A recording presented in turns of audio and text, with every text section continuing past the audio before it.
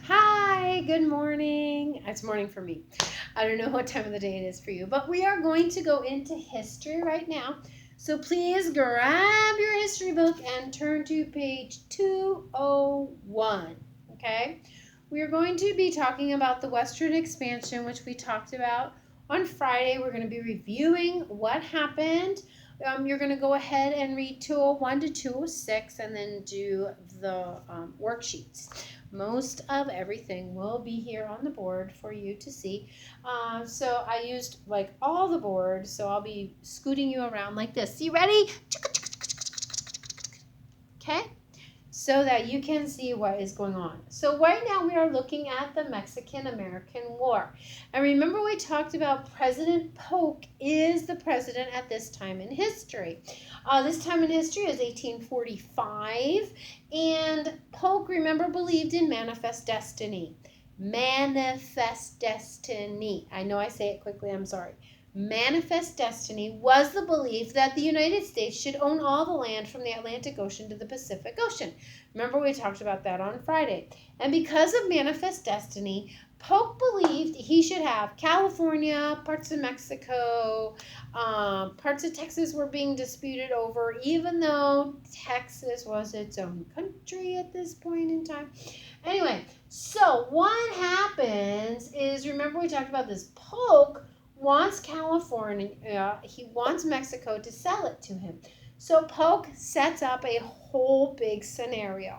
So one thing he does is in 1845, he sends the U.S. Navy to capture, to capture the port cities, okay? So California has many port cities, and so he wanted to capture the port cities. He also wanted California so that we could make sure that we could move our goods around. Yes, just like remember back in Thomas Jefferson's time. Remember, he wanted to secure New Orleans because they were concerned. Thomas Jefferson was that if the French ever decided to not let us run our ships up and down the Mississippi through New Orleans, that we would close an important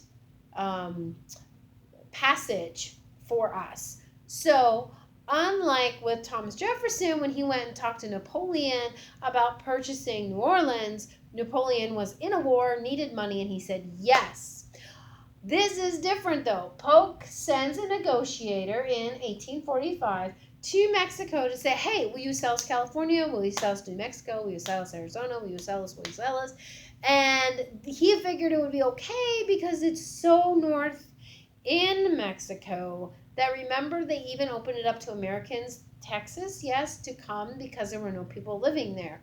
So he figured, it wouldn't be a problem.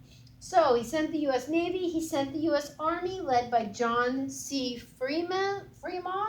Okay, remember that name. John C. Fremont. But he sent them in secretly. He sent them in as map makers and surveyors. Remember, they didn't go in, we are troops, we are here. Didn't do that. He sent them in like pretending they were something else. Okay, kind of like spies.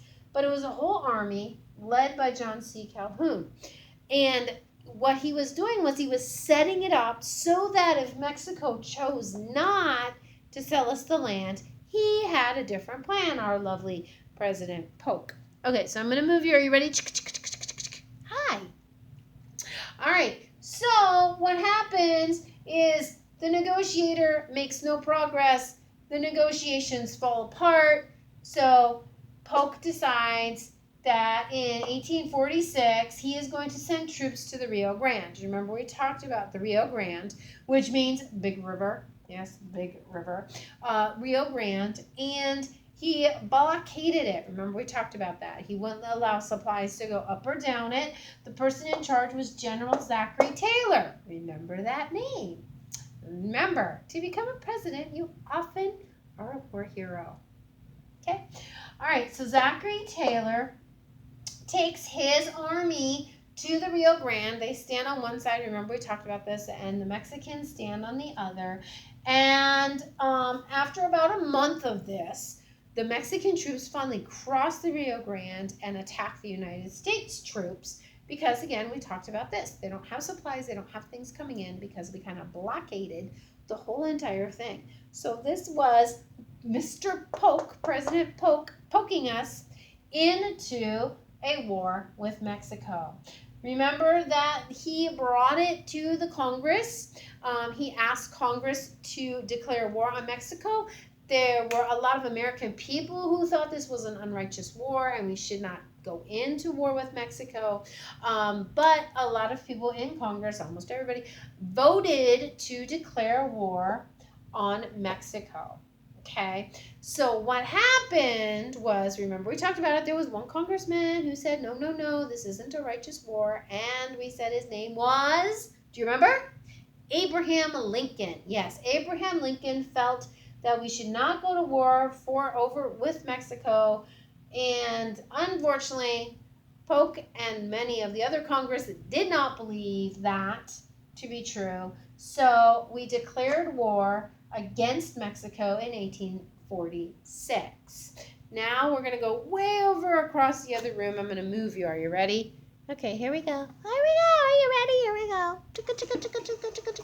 I got to move a table too. Okay, here we are. All right, so what happens is with the declaration of war, you guessed it, we go to war with Mexico. Okay? So, General Taylor, yes, remember, Polk sent him to Mexico, to the Rio Grande, okay? So, General Taylor is fighting against Santa Anna. We recognize Santa Anna from the Alamo, correct? He became the new president of Mexico, said all people living in Mexico, hi, do you want to see me? All people living in Mexico had to abide by the Mexican Constitution and not the revised Constitution, which allowed Americans to live in Mexico but not have to be Catholic and not have to free their slaves. And Santa Anna said, no, no, I'm president now. You need to free your slaves. You need to become Catholics. If you don't, you're out of here. And remember, that's how we had the whole Alamo. So Santa Anna was bringing his troops up. And in San Antonio, there was the mission, the Spanish mission called the Alamo. A bunch of Texans and people from the other parts of the country came there to help defend it. There was about 200, a little less than 200 men inside the Alamo, and Santa Anna surrounded the Alamo with thousands of men.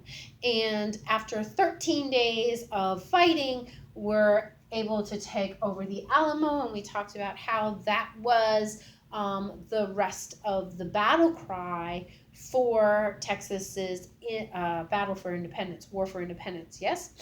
And that they got their independence, and so they couldn't become a state because of the issue of slavery. Yet again, that issue raises its head over and over because we didn't deal with it. So Santa Anna has already proven that he can fight and things, but he is now in Mexico City.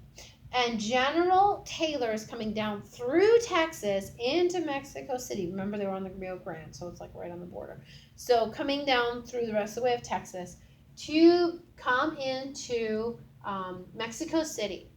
Now, let me turn it so you can see Zachary. There we go. General Taylor. So General Taylor had some advantages in this war with Mexico, the Mexican-American War.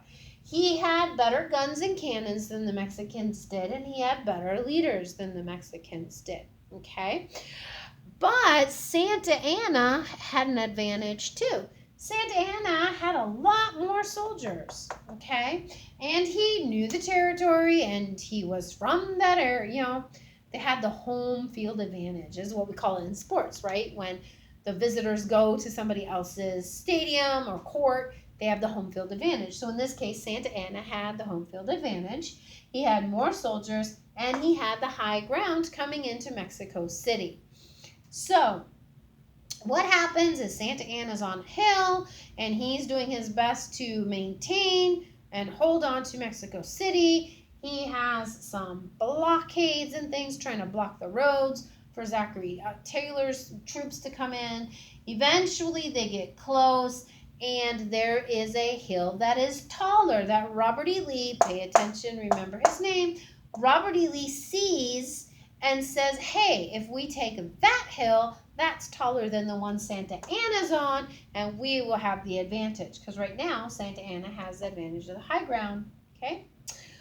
But everybody says to Lee, you can't go up there. It's full of thistles and picker bushes, and it's just terrible. Nobody can get up there. You can't do it. But General Lee, well, I'm sorry, he's not general this time. Sorry. But Robert E. Lee, he decides there's got to be a way.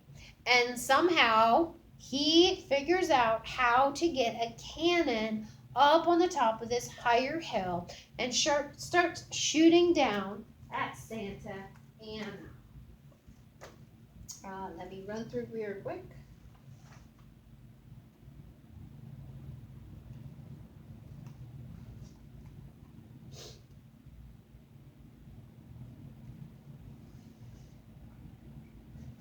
Okay.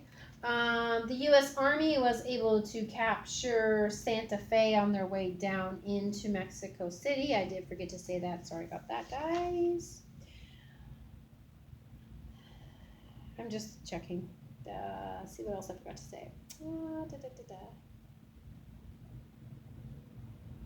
Okay, so they're fighting all the way down. They fight in the village of Buena Vista.